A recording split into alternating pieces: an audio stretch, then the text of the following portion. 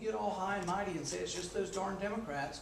You remember the bridge to nowhere. On the campaign trail, Tea Party darling Rand Paul was unwavering in his opposition to earmarks. I think that earmarks should end. But after the election, his stance appeared to soften when he told the Wall Street Journal that he will, quote, advocate for Kentucky's interests, and that, quote, there's money that will be spent in Kentucky. To his legions of Tea Party supporters, this was dangerous backtracking. Paul has since reaffirmed his support for earmark reform, but the incident underscored the Tea Party's new challenge: how to keep the members it helped elect faithful to the cause. We don't want these new congressmen that were like bulls in the china shop during the election and during the campaigns. We want them to stay that way and not be afraid to challenge the status quo.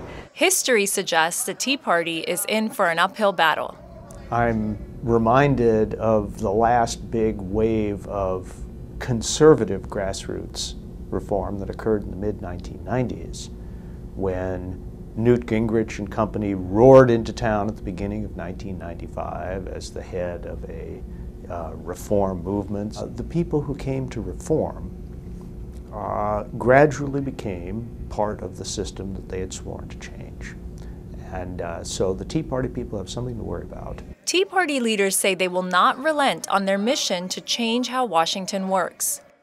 Over the weekend, the coalition group Tea Party Patriots held an orientation for new members. We're here as watchdogs to make sure that what they actually campaigned on is how they govern.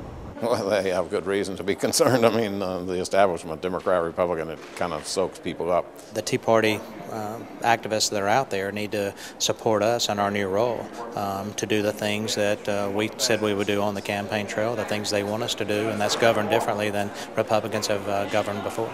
But in a sign of the power struggle within the Republican Party, the Tea Party had to compete against another orientation organized by the more established Claremont Institute.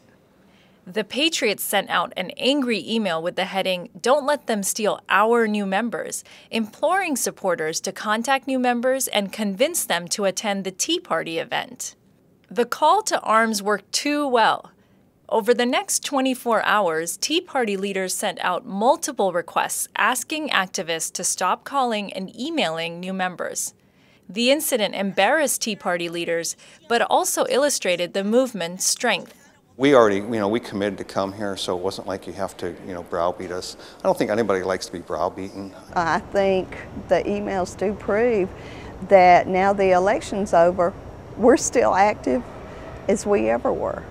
And that's something that a lot of people should think about.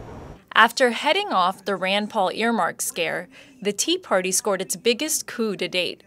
Earlier this week, Senate Minority Leader Mitch McConnell reversed his decades-old support for earmarks. I've talked with my members. I've listened to them. Above all, I've listened to my constituents. And what I've concluded is that on the issue of congressional earmarks, as the leader of my party in the Senate, I have to lead first by example. I'd say the Tea Party nailed its first scalp to the wall in the personage of the Senate Minority Leader.